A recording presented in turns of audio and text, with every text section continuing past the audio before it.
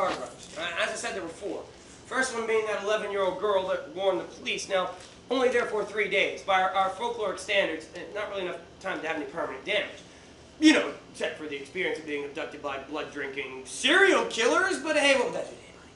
She was treated at Charity Hospital and released, after which her parents promptly packed up and left town, saying, and I quote, "We want nothing more to do with this vile and wretched place," end quote.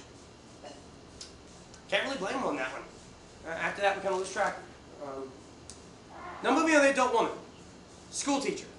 Held captive by the Carter brothers for 7 days. Our benchmark. I'll be honest, I have no evidence to suggest that she ever went on a drink of blood of others. Because while being treated at Charity Hospital, she ran out in the middle of the Central Business District, still wearing her hospital gown, flagged down a passing police car, and asked him to help her be voluntarily committed to a mental institution. Voluntary commitment. She could have left at any time. She died there. Spent the rest of her life in insane asylum. Trying to find out why. Why would a young woman prompt something like her to do this? And the one thing we have is the single statement that she released to the public. I just don't feel right around other people. Now moving on to the adult man. His name was Philippe Truffaut. He was the son of a millionaire during the Depression. His life was pretty good. He was held captive by the Carter brothers for 8 days. Now, I'm guessing 7 days is guaranteed. 8 days got to be the bonus point. When he was released, he was not treated at Charity Hospital like the others. No, rather, he was treated at a private uptown institute, both for his wound and for the mental trauma he had endured. But Freudian psychology being fairly young at this point, when he begins to complain of bad dreams, his doctor simply tells him to keep a journal. Now, not wanting his doctor to read this journal and to have him committed, he writes very hesitantly at first. But once he's released from the care of the physician, he begins to describe very vividly dreams of blood falling down between his brain, pouring into his throat and waking from his dreams. He begins to keep tired of staying up all night and sleeping all day. Says the dreams aren't quite as bad when he does this. I can only imagine being his friends. You know, his family, his loved ones, someone you know, you love, you care about, someone you presume dead.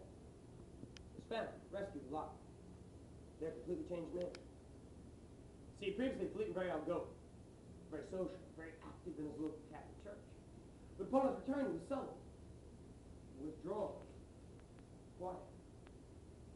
I know I imagine me and parents laying in bed at night, hearing footsteps in the hallway, seeing through that little crack of light just beneath the door, those footsteps stop just outside your bedroom door.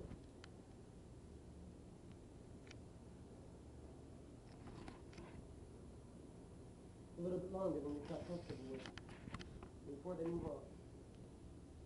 One night, Philippe's father comes in the main room of the home and finds his son kneeling in the corner, shaking, having a heated argument with himself. He goes over and says, "That is it, my son, I'm sorry, but this has got to end. You are scaring your mother, and frankly, son, you are scaring me. If you can't lead a normal life, you're going to have to go."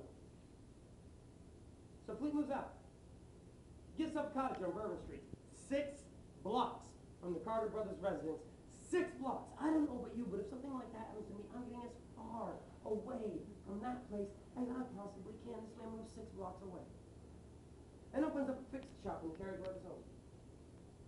A fix-it shop. This is the son of a millionaire. He never has to work again a day in his life. And he's repairing wrought iron, hinges, doorknobs. Well, he does record in his journal that I like to keep my hands busy. Now, he doesn't do a lot of business at first. After all, he does sleep all day. But after a while, he hires the assistance of a 13-year-old boy, an errand runner. The boy goes in the day, picks up work, brings it back. Philippe repairs it at night. The boy delivers it, picks up the payment. It's a very good arrangement. After a while, they become very close. Philippe even records in his journal that he is the closest thing to a brother that I have ever had. I can empathize with that. I've got 5 younger siblings. The oldest one's 15 years younger than I am. We have a very special kind of relationship. I imagine it's quite similar to what we have with this young man. I can see him. Carriage way through home. Try to engage him in conversation. Try to tell him about his day. Try to make him laugh. Philippe just stares right through him. Eventually disenchanted, the boy turns to go. At which point Philippe grabs an iron table leg from his workbench, cracks that boy's skull right open. The body falls to the floor, and Philippe paces around it for 40 5 minutes. Till eventually.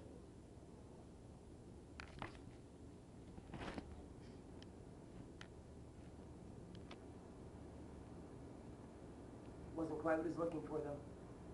He goes back to his workbench and grabs a jar of used old screws, pours them out on the table, takes his knife and slits that boy's throat from ear to ear.